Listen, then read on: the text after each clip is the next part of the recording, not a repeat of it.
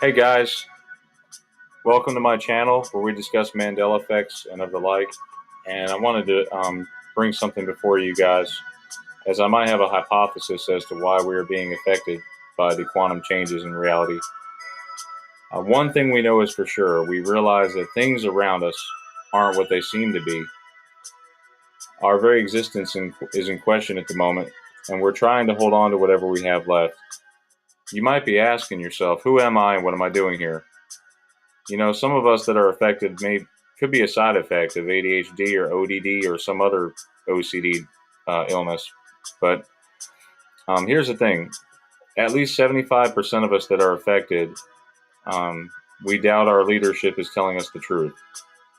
For years, this has been the case with many evidences such as the crisis actors at the Challenger explosion and the moon mission, where you can clearly see the camera guy in the reflection of the spaceman's helmet.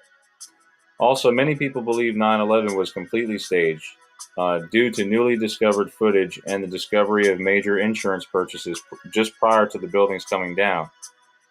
We never really found any weapons of mass destruction either.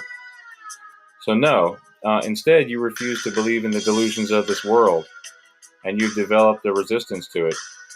You look for somewhere to belong, but you can't seem to find it. You become bored with the mundane and crave for more things to challenge or excite you.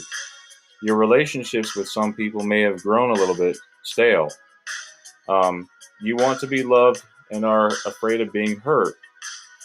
You have many great ambitions in life, but feel like there's an opposition keeping you down. Maybe you felt alone your entire life. Your dreams are very clear, but when you wake up, you forget the best parts.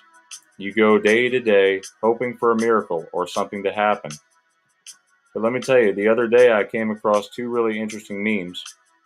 And by the way, really reminds me of O'Reilly's Auto Parts that changed into O'Reilly. If you think about it, O'Reilly sounds a lot like O'Reilly. Yeah, I tend to get off track sometimes due to my ADHD. Anyway, in one of the memes, a son asks his father, "Dad, how do I know when I found the perfect woman?"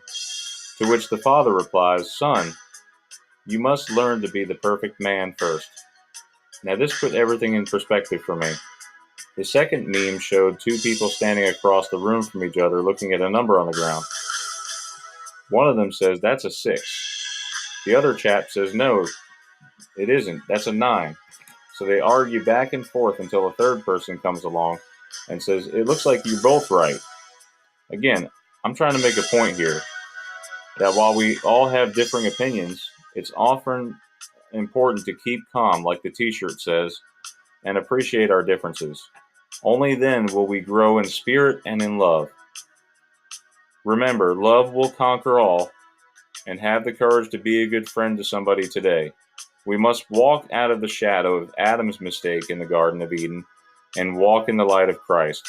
After all, a man cannot explore great oceans until he has the courage to leave the shore.